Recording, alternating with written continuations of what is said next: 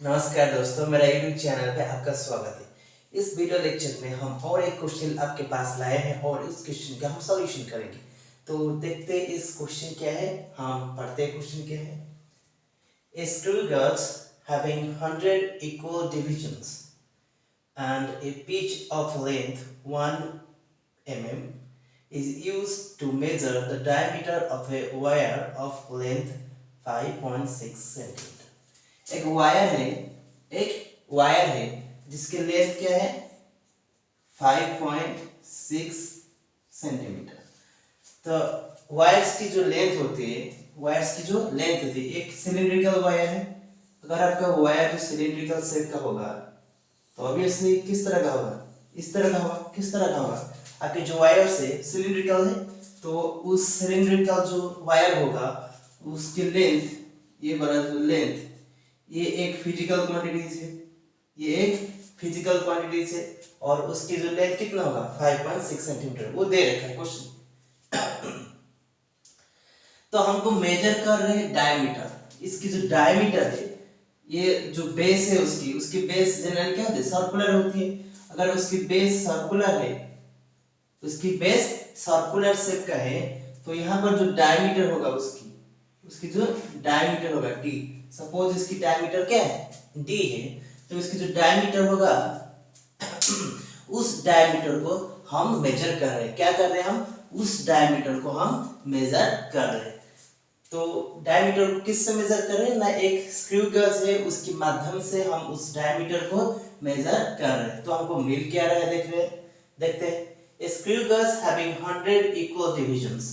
तो जो screw gauge है उसकी डिवीजन क्या है, सर्कुलर स्केल की जो डिवीजन है कितना है 100 सर्कुलर स्केल डिवीजन। इसका क्या होता है, वन रोटेशन में मतलब टोटल जो सर्कुलर आपके जो स्केल है, सर्कुलर स्केल है, टोटल अगर आप रोटेट करोगे तो कितना डिवीजन जाएगा 100 सर्कुलर डिवीजन। ये जो 100 सर्कुलर डिवीजन है वन रोटेशन पे कितना डिस्टेंस ट्रैवल करेगा, मेन स्केल पे कितना डिस्टेंस ट्रैवल करेगा 1 mm। कितना 1 mm। तो जो 1 mm होता है हम उसको क्या बोलते हैं, पिच जनरल बोलते हैं। क्या बोलते हैं, पिच बोलते हैं 1 mm। तो इससे हम क्या कर सकते हैं कि जो स्क्रू गॉज है उसकी लिस्ट काउंट कैलकुलेट कर सकते हैं। स्क्रू गॉज की जो लिस्ट काउंट होता है वो क्या होता है, स्क्रू गेज का जो लिस्ट काउंट होता है उसकी जो circular scale division, one circular scale division को हम क्या बोलते हैं, स्क्रू गेज इंस्ट्रूमेंट का लिस्ट काउंट। तो स्क्रू गेज का जो लिस्ट काउंट है, स्क्रू गेज का जो लिस्ट काउंट है, list count LS, list count of screw gauge, क्या होता है लिस्ट काउंट स्क्रू गेज का, वन सर्कुलर स्केल डिवीजन। क्या होगा, वन सर्कुलर स्केल डिवीजन। तो वन सर्कुलर स्केल डिवीजन कितना होगा, क्योंकि 100 सर्कुलर डिवीजन कितना होता है 1 mm होता है। तो वन सर्कुलर डिवीजन क्या होगा 1/100 mm, जो कि 0.01 mm। कितना होता है 0.01 mm। ये होता है हमारा जो स्क्रू गेज का लिस्ट काउंट। उसके बाद उन्होंने पूछा है कि the main scale reading is 1 mm। Main scale reading कितना आपको मिला है, जो मेन स्केल रीडिंग है डायमीटर की आपका कितना मिला है 1 mm। कितना मिला है 1 mm मेन स्केल रीडिंग। और क्या पूछा है 37th circular scale division coincides with the main scale. आपकी जो स्क्रू गेज है सर्कुलर स्क्रू गेज, उसकी जो स्क्रू गेज है इस तरह का आपका, इस तरह का है और इस तरह का आपका है सर्कुलर स्केल है। तो जो सर्कुलर स्केल की आपकी जो मेन स्केल के साथ आपकी जो सर्कुलर, मैं ऐसे आपको दिखा देता हूँ, ये आपका सर्कुलर है। तो इसका जो 47th वाला 47th इस तरह का इधर आएगा, 48 यहाँ पर 46 होगा। तो ये आपकी मेन स्केल है। तो उसकी जो 47th क्या है, कोइंसाइड क्या है उस लाइन के साथ। अगर 47th कोइंसाइड किया है तो ऑलरेडी हम क्या कर सकते हैं, इससे आपका इसको क्या बोलते हैं, सर्कुलर स्केल रीडिंग, जो कि 47 mm, जो कि 47 सॉरी 47, ये आपका क्या सर्कुलर स्केल रीडिंग, सॉरी या रीडिंग, सर्कुलर स्केल रीडिंग में लिख देता हूँ, कितना है 47 है, कितना है 47।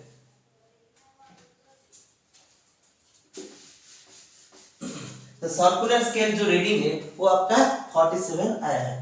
तो इससे आप क्या कर सकते हैं, अभी आपके पास बहुत सिंपल है, आपको क्या कैलकुलेट करना है, डायमीटर, और इसके जो इनिशियल कंप्यूटेशन में आपकी इंस्ट्रूमेंट जीरोड है, इसका मतलब आपका जो एडजस्टमेंट है वो परफेक्ट है, ओके।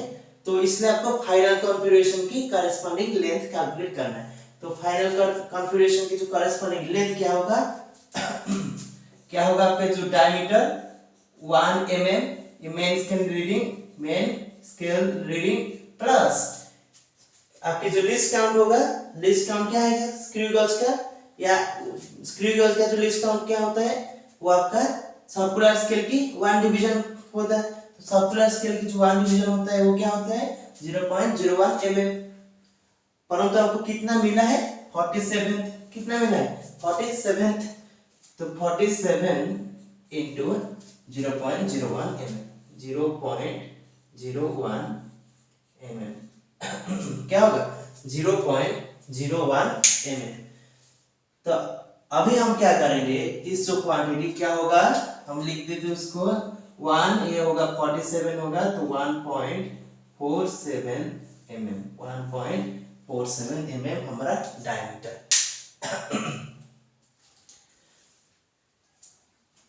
तो अभी मैं क्या करता हूं, इस हमको क्वेश्चन में पूछा है find the curve surface area of wire in centimetre square to appropriate significant figure.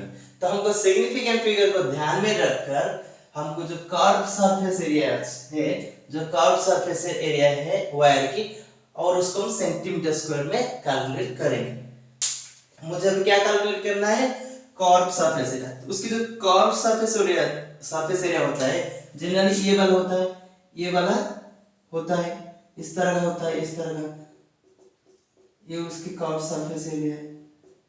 जो आउटर सरफेस है कर्व है तो वो वाला एरिया, तो उसकी एरिया सरफेस एरिया कैसा होगा, इसकी जो सर्कमफेरेंस, उसकी जो सर्कमफेरेंस इनटू लेंथ या height of cylinder, surface area curve surface area S, मैं इसको डिनोट करता हूं एस में, तो S equal to pi D उसकी क्या होता है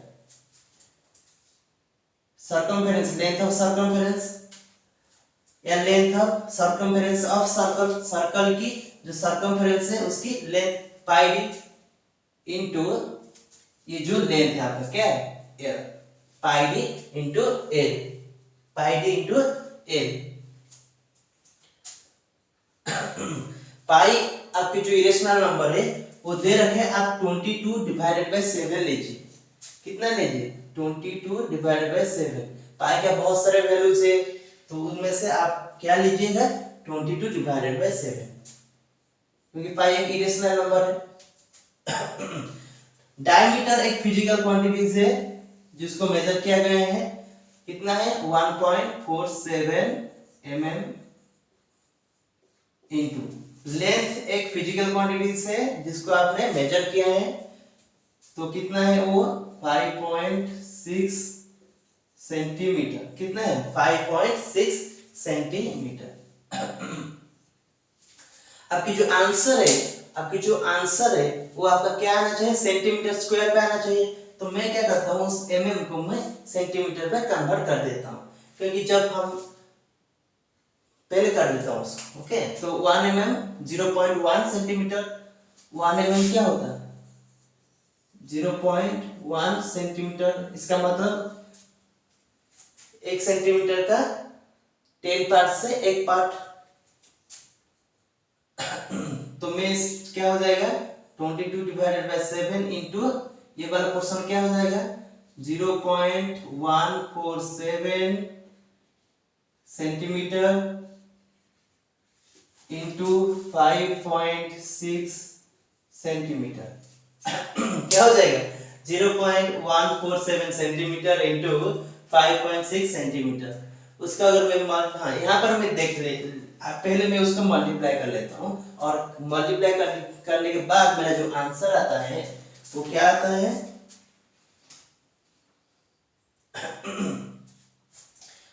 2.58724 सेंटीमीटर स्क्वायर।